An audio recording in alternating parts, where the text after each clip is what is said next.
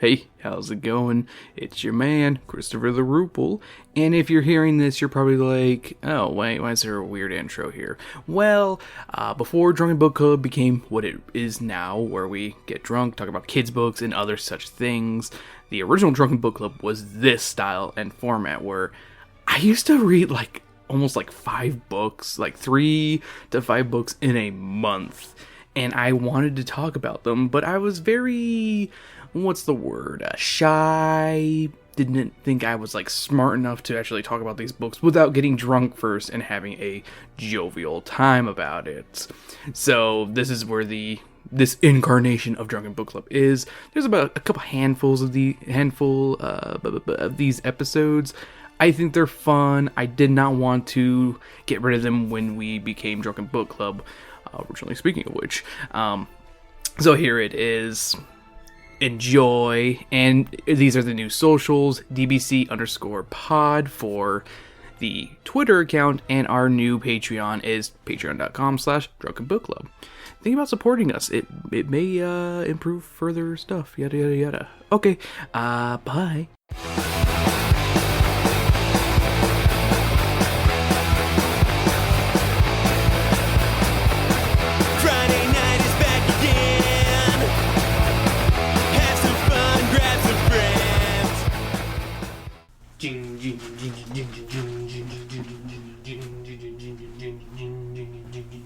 Underneath the ocean, everything's clean. Eyes by me.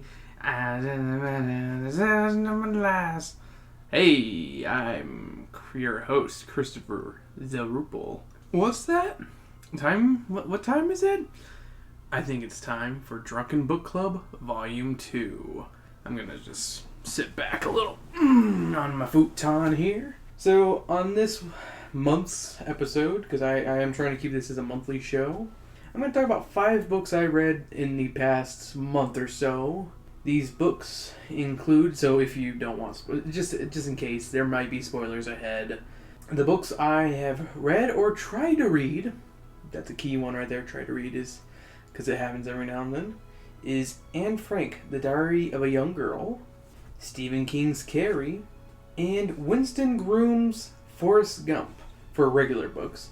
And for the 2 comic books I read this month, I read Bitch Planet by Dick... No, God, I can't read this shit. Sorry, a little drunk. Look up Bitch Planet, it's awesome. And Ghost Rider, The Complete Collection by Daniel Way.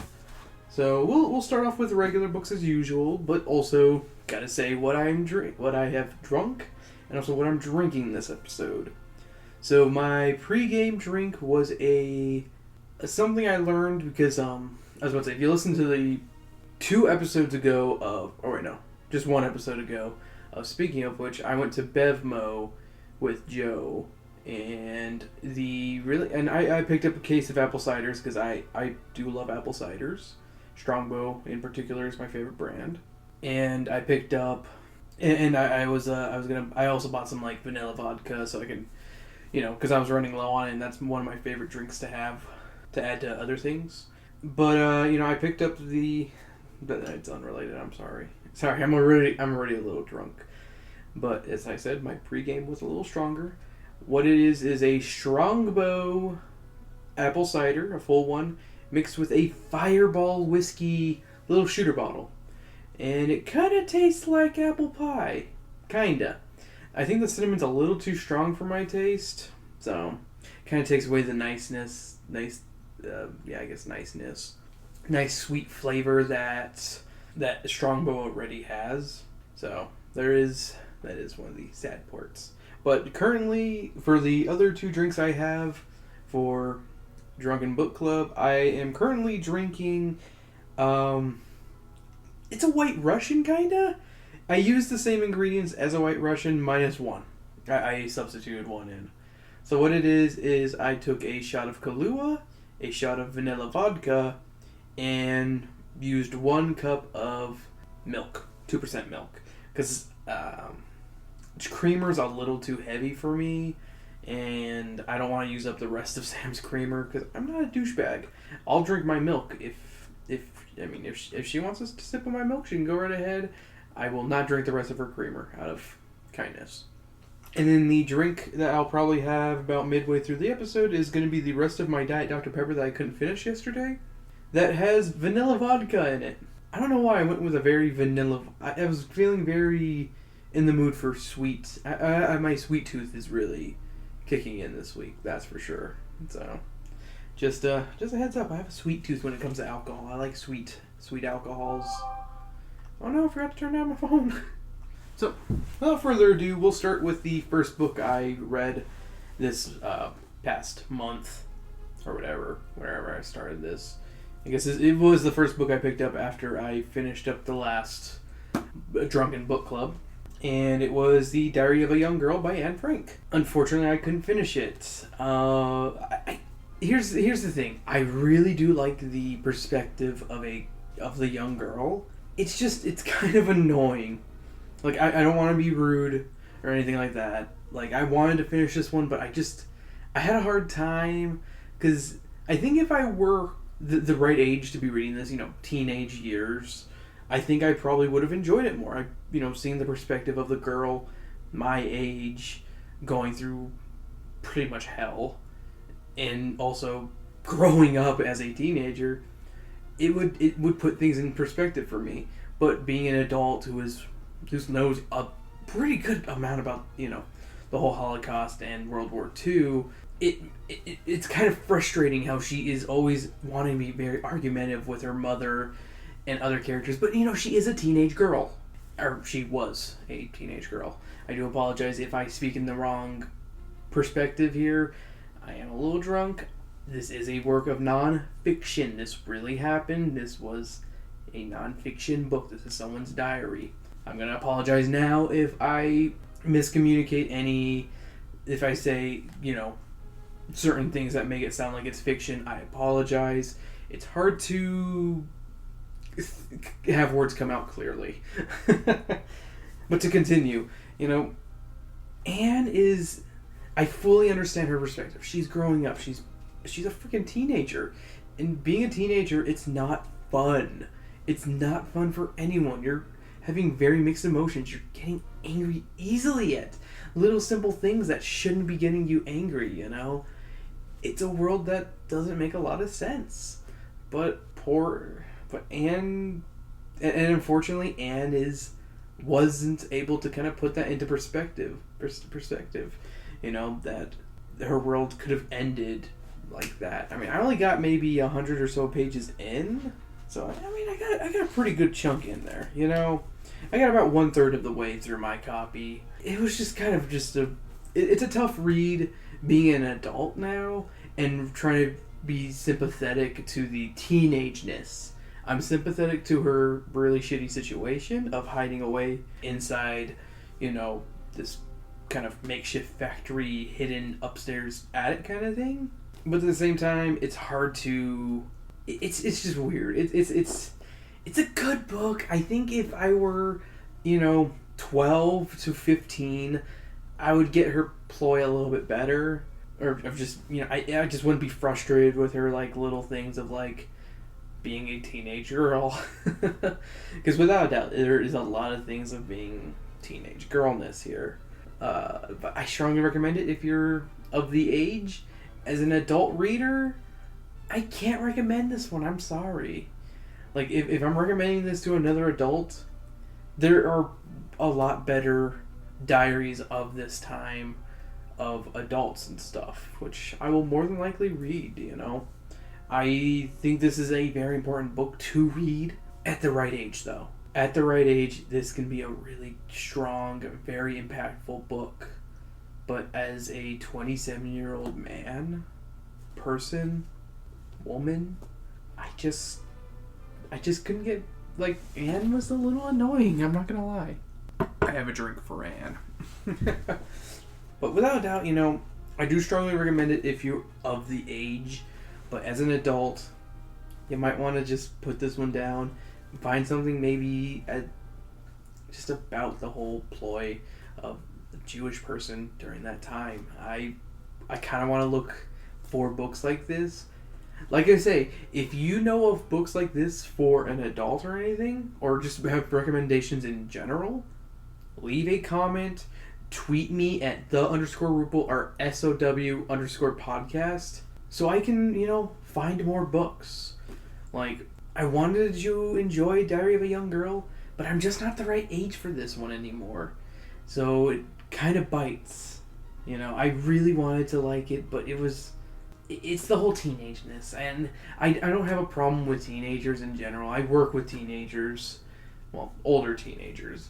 But, Anne can be a little bit of a brat. Why lie? And she's very argumentative with her mother and with her sibling. So it's a very relatable book in that sense, That's why this works. It works with a younger reader. But as an adult, it doesn't work with me anymore. I just think, wow, she's kind of a brat, And it just doesn't work for me. I do apologize if that sounds bad, if I come off as... I don't think I come off as anti-Semitic for it, but I wish I could have enjoyed Diary of a Young Girl, but I fully understand why, if you're an adult and you have to put this one back down, I fully get you. It's not for everybody, and I'm definitely going to be looking for more books on the, World War II Jewish experience, without a doubt, because it's honestly a fantastic little time period. Not fantastic and good, but a very... Fantastic was a terrible word to use. As I said, I'm drunk, and I shouldn't be talking about nonfiction books. I should be talking about fiction books. I want to try to keep up and do at least one nonfiction book along with my fictions, but unfortunately I couldn't get down with Anne Frank. So I only recommend it if you're of the age group for it. As an adult, hopefully I can find something. So I had to put this one down after 100 pages, which made me sad. I got further than I did in One Flew Over the Cuckoo's Nest, for what it's worth. Oh, that's good White Russian. Quote-unquote White Russian. So the next book I read was Stephen King's Carrie, which is weird to talk about a teenage person. It's a very teenager episode, it feels like, almost. Minus my last 3 stories. But a very, very teenager beginning. I really liked Carrie up until the end, and I'll get to why I didn't enjoy the last 50 or so pages of this book. But I did finish it. I did finish Carrie. I did almost entirely enjoy it. And it's funny, I actually watched the movie and was like, you know what?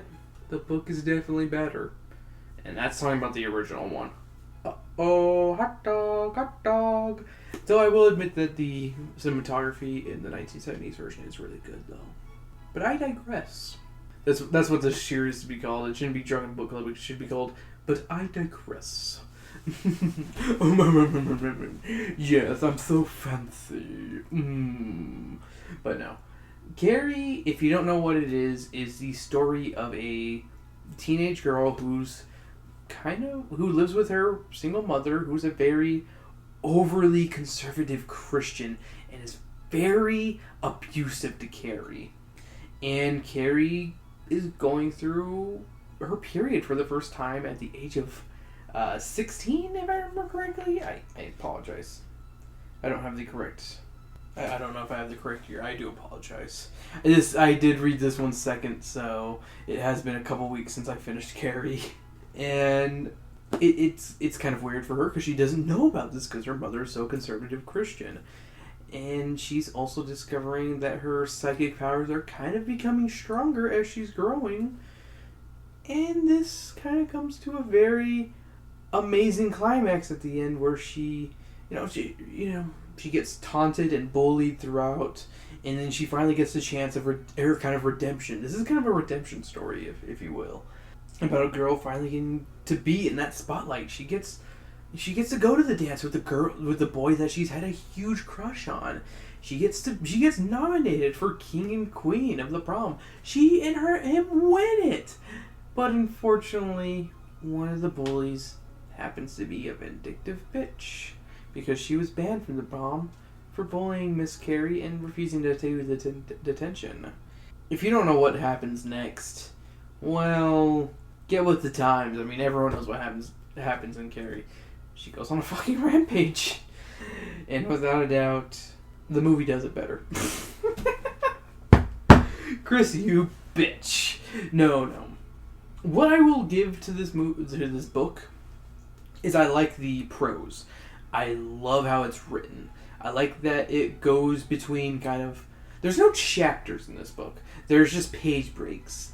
And I like it when it stops to, go a little further on Carrie's perspective, or maybe a little bit about Chris's perspective of what she's going to do for her evil plan. A little bit on Sue's perspective. But also in between certain areas, we get newspaper clippings and books about Carrie and the psychic phenomenon. And I think it's really well written like that. I personally love it. Being Stephen King's first book, you can definitely feel that. Also, with how short it is. It is only 253 pages. So it is a pretty short read compared to the rest of his work. Sorry, I need a Carrie White Russian, if you will.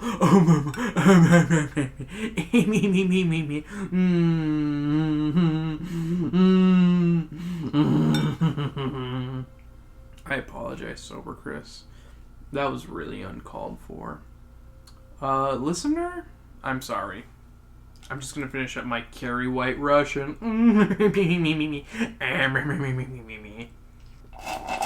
That was a good drink. But, as I would say, Carrie is a good book. I think it's perfect for the 14 and up crowd. I think if you're a teenager, this would be a really good one for you. But if you have revenge fantasies, do not read this one. Actually, yes, read this one. Because this is not a revenge fantasy flick. Or a book. Sorry, I'm used to talking about movies, not books. Like I said before. But like I said, it is not a revenge book. It is not Carrie getting her revenge without a cost. So remember that. That's one of the biggest things about this story. Is that Carrie may think that she got her revenge through her powers that she got. But at what cost? That's the biggie. I think that's what a lot of people kind of forget about Carrie, and kind of bring this perspective of, this power fantasy of, I wish I had those psychic powers. I would have taught those people in college or high school just what it means to be bullied. And no, this is a very good, it's a very elongated cautionary tale, but it is a good cautionary tale of getting revenge on those who may or may not deserve it. I do give Carrie a very, very strong recommendation, especially if you do want something short by Stephen King. I'm not bashing him for his very long books. I do plan on reading, I am actually reading I'm currently reading another one of his books for next month's The Spooking of Witches book club. I am reading Night Shift, which is a collection of his short stories. So if you can say anything about me, I will fully admit I do prefer his shorter stories. Though I do want to read The Stand, and it is chilling over there somewhere, and I want to reread Pet Sematary. But that one's also not that long. So, I give a strong recommendation to Carrie. Last 50 pages can kind of be a slog, but it's still a really good book. Strong recommendation. Good book. So we're going to get into our last book of the day, the last regular book. It is Forrest Gump by Winston Groom. You may have noticed 2 out of 3 of these books were made into movies.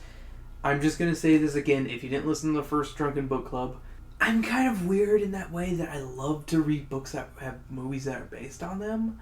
Even if I'm a fan of said book or movie, I guess. Carrie, for example, I'm not a big fan of the 1970s version. Go back and watch it. It's not as good. The one in the 2000s is honestly a better made film nowadays. It doesn't have the weird horror cliches. Sorry, that's me opening up my Diet Dr. Pepper. Ooh, that's really good. And it's just in time for my Forrest Gump, because if you remember in the movie Forrest Gump, he drank all those Diet Factors, and then he was like, I got to pay. But like I said, I do like to actually compare and contrast them, kind of in my own mind. I'm not going to do that on this podcast, or else we'd be here for quite some time. And the only one of the movies I rewatched Carrie recently just because I wanted to watch something and take notes, and I was feeling kind of lonely, and that was a good choice for me. It was Carrie. But Forrest Gump, this is a weird fucking book. Like, this is a weird 248 pages. Like, I don't know if I really liked it or not, in all honesty. But I want to read the next book. Like, something in me wants to keep reading it because it's so weird. Like, I love the movie. Like, don't get me wrong. Yes, Forrest Gump is kind of one of the most overrated movies ever, along with Shawshank Redemption and stuff. But they're overrated because they're really good. Without a doubt, they're really good and very easy to love movies. But fucking Forrest Gump is... I don't know how they made this book into that movie.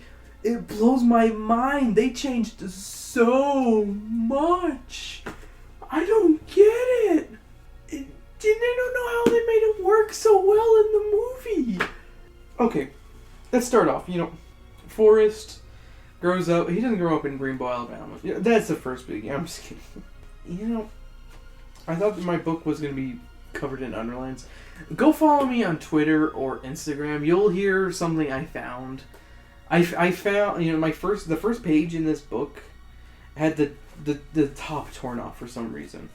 And I have no fucking idea why. But you know what else was weird about my book? There was a dollar bill with Martin Luther King Jr.'s face glued on. That's how weird this book is. It paid me to read it. I was paid to read this book for $1. This was paid programming, thank you. I don't know where to start. This book is weird. Okay, let's talk about some things that are different. Okay, for instance, Forrest doesn't go to school normally, and he doesn't he doesn't really know Gen A as well. He goes to a special school, where special kids go, that are all kind of mongoloids. I'm using the book's words here, guys. They're different and weird in his words.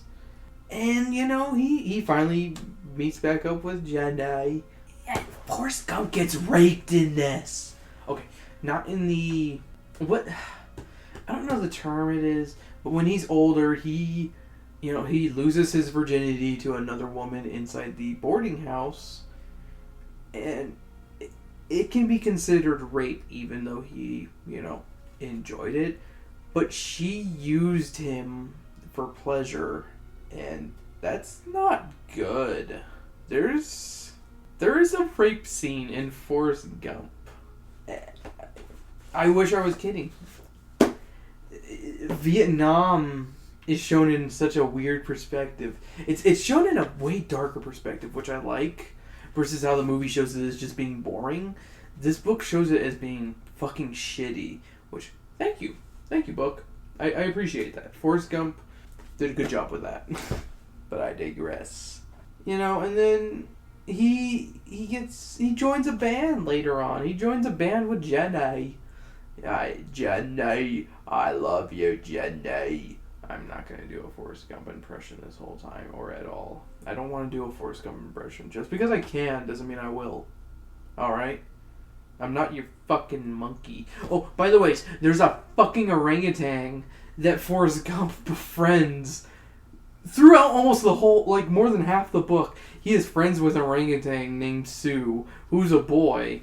I'm not kidding. Oh, and there's also, he goes to space with the orangutan, and then they come crashing down to Earth because, fucking piss water bottle. This book is weird. This book is really fucking weird. I don't know how to describe this book. It's just weird. But I liked it. I couldn't put it down. I had a hard time putting it down. It uses a lot of bad language. Forrest becomes a wrestler. He becomes a professional fucking wrestler in this. I'm not kidding. I'm drunk, but I'm not kidding. I don't get it. I don't get it. It's so weird. But I really liked it. I don't get it. Why was it so good? I need another drink. I definitely taste the vanilla vodka there. Oh, and you know what? He says a lot in this book. He says, I got to pay. Also, I think the author might not like Richard Nixon, because there's like one scene with Richard Nixon, and it was very making fun of Richard Nixon, which I'm okay with. Nixon wasn't the best president. He's better than a couple other Republican presidents we've had in the past, 40 years or so. But, this isn't a political podcast. This is a drunk book club. Do I recommend Forrest Gump? You know what? Yeah. Read Forrest Gump. It is so weird. It's worth a read just to see if you'll like it. And I'll fully understand if you don't. It's a weird book. I'm not going to deny it. This is probably one of the weirdest books I've read that's supposed to be based in reality. It's so weird. I don't get it. I want to understand why Forrest Gump exists, but I can't explain it. Go out and find this book if you can. My copy was $4 on eBay. The person bought it for $2 at Goodwill and then resold it. This was a breeze to read, by the way. It wasn't the easiest at first. You do kind of have to get used to, because it is in the first person perspective of Forrest. It's in his first person perspective, and he talks like he normally does. It's in the perspective of Lenny from Of Mice and Men. It's in the perspective of an imbecile, an idiot, a fool. But that's what makes it really interesting. The prose works really well. It doesn't go over your head, but it doesn't make you feel like you're straining yourself to read it. It's almost like in another language, but it's not, if that makes sense. It's like reading a book in Ebonics without sounding racist. I liked Forrest Gump. I really did. I recommend Forrest Gump. That's where I'm going to leave it. So, 2 out of 3 books I liked. Let's see if we like the last 2 books, the comic books. I like to save I don't necessarily read my comic books last. I tend to read them actually kind of between books, kind of give my brain a little bit of a, I wouldn't say relaxation or anything, because certain comics can be kind of difficult to read. Watchmen is not an easy comic to read, but something like, say, Ghost Rider is a breeze and is a lot of fun. So, Ghost Rider by Daniel Way. To put it in perspective, this is a pretty big collection of, and I got recommended this one from another podcast called Wizard and the Bruiser. Check them out. They're really awesome. So, 2 really cool hosts that they're just really cool. But they did a Ghost Rider episode, and they said that the Daniel Way collection is a pretty interesting work of fiction for a pretty good version of Ghost Rider. It's kind of a really good one to kind of pop right in if you know the bare minimum about Ghost Rider. Like, let's say you've seen the Nicolas Cage movies, or movie for that, and you've just only seen the first one, because I don't think a lot of people have seen the second one. But I do recommend the second one because it's a fucking bonkers ass movie. You know what? Pick up this one, Daniel Way, Ghost Rider. It is literally Ghost Rider versus the devil. Like, he's trying to escape from hell. He finds a way out, and then he's back on Earth. But the devil has followed, and there's about 666 versions of the devil that he has to kill. Yeah, that's right. He has to kill them all. Because it works in the sense, I don't know where this kind of trope of if you kill when they split up in different personalities, when you kill one, the next one gets stronger and stronger. Because I remember in Ugly Americans, that was used as a plot device for Leonard, the wizard. And that fucking episode is so fucking funny. But all I could think of was fucking Leonard from Ugly Americans. Magic! And all the little Leonards killing each other until there was the last one who was addicted to fucking drugs and shit. Fucking Ugly Americans is funny. It's not a good show, but I like it. Why am I doing this voice?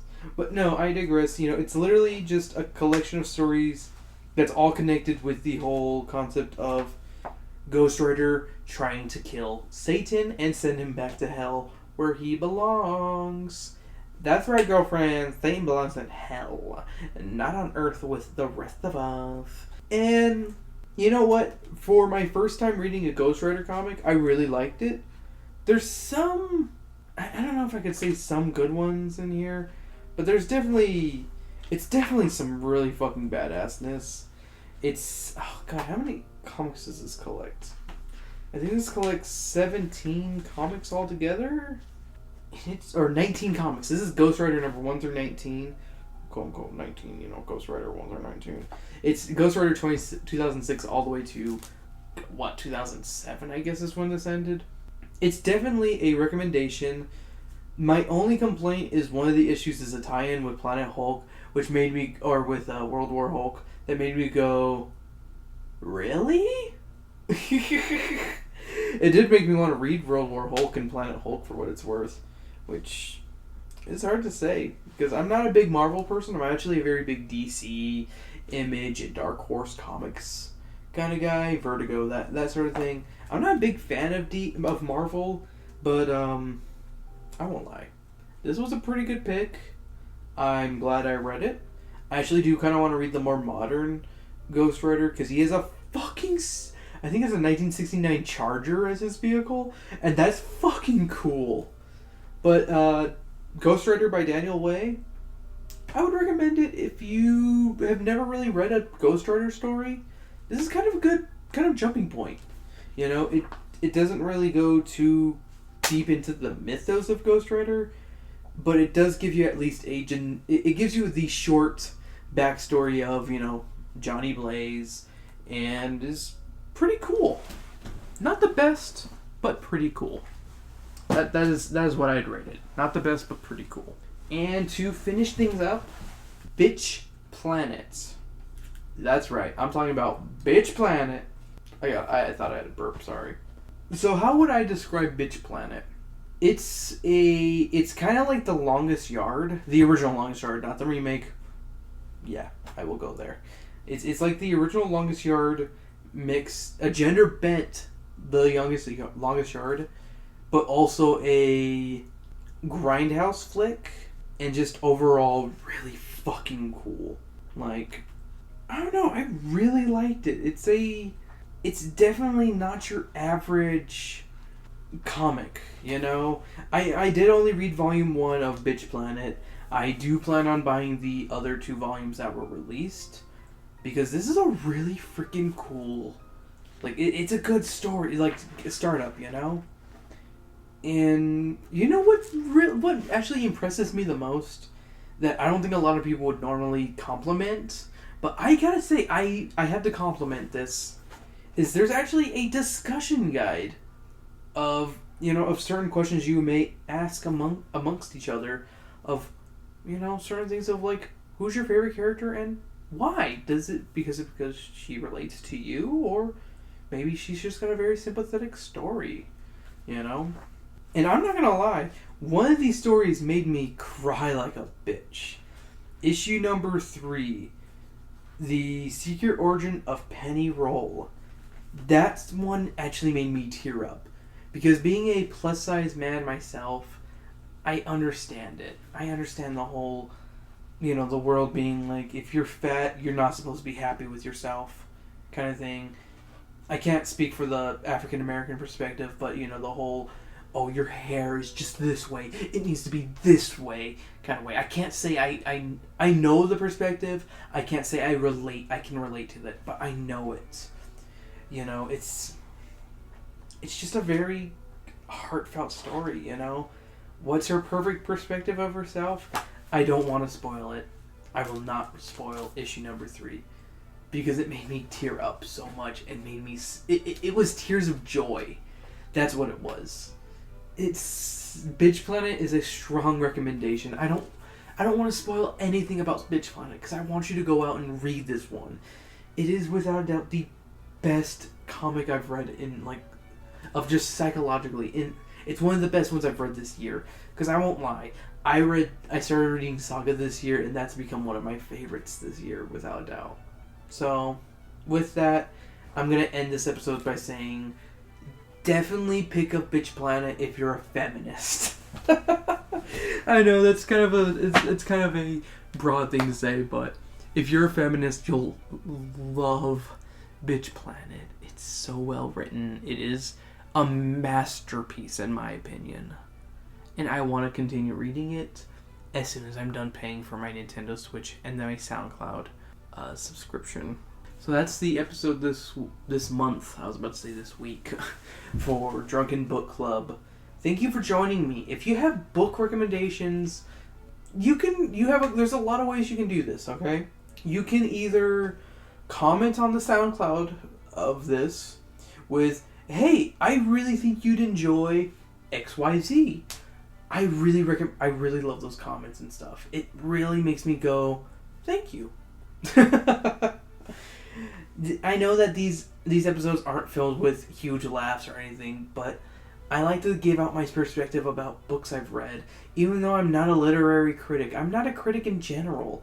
I just like to give out book recommendations because I like to read. Even if they are kind of generic stories and books that, I normal people would probably have already read, But I mean, how would you have picked up Bitch Planet if I didn't tell you about it? Hell, I didn't know about it until I read. I'm starting a campaign for Starfinder, and in the back, Pathfinder's really cool about this. Pathfinder and Starfinder, they give recommendations for what kind of books you should read, whether they're comics or regular books, and what movies and what TV shows and what music to inspire you with. I, for one, really enjoyed Bitch Planet and am very thankful Starfinder recommended that for me. And I am actually probably going to reread Saga not this next month, but within the next couple months. So thank you for joining me this week. And recommendations. Back to where you can send recommendations. So you can either do that there, you can leave a 5-star review, and if you leave a 5-star review, I will go out and find the book you recommend. Without a doubt.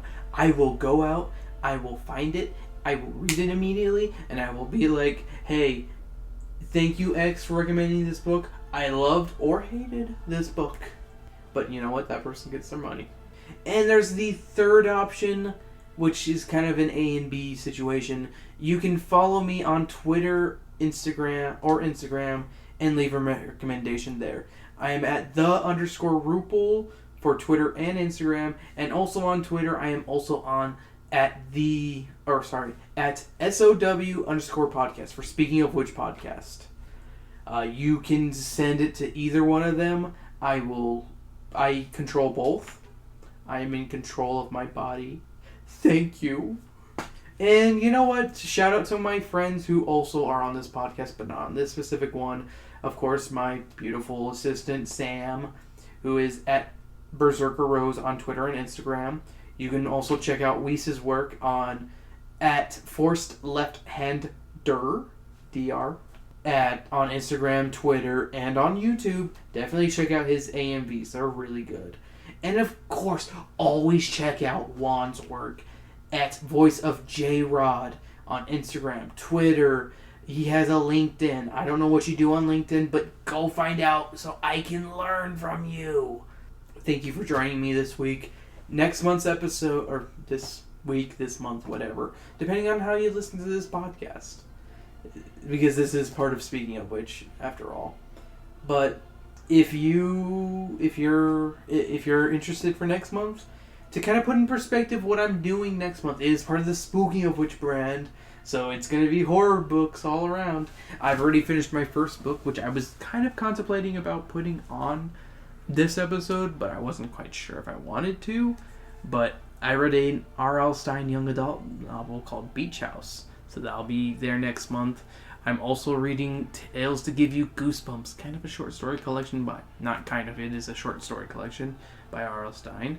I'm also reading H.P. Lovecraft's Tales of Horror, which is a collection I received for Christmas about 2 years ago, I believe. And I'm barely reading. I know I'm terrible about books reading. I'm also reading Night Shift by R.L. Stine, by Stephen King. If I finish up with all those, I hope to maybe read another, maybe another R.L. Stine book. I don't know. And for my comic books, I will be doing Simpsons Treehouse of Horror collections because I love those. I love reading them every year. They're so much fun. I'm going to buy so many more. I already have 2. I'm going to buy more. And I may also read some other horror comic. I'm not sure. And I'm also going to give some recommendations for where to find great horror comics. So stay tuned for next time. Thank you for listening. I really do appreciate it. Rupel signed out. I gotta pee.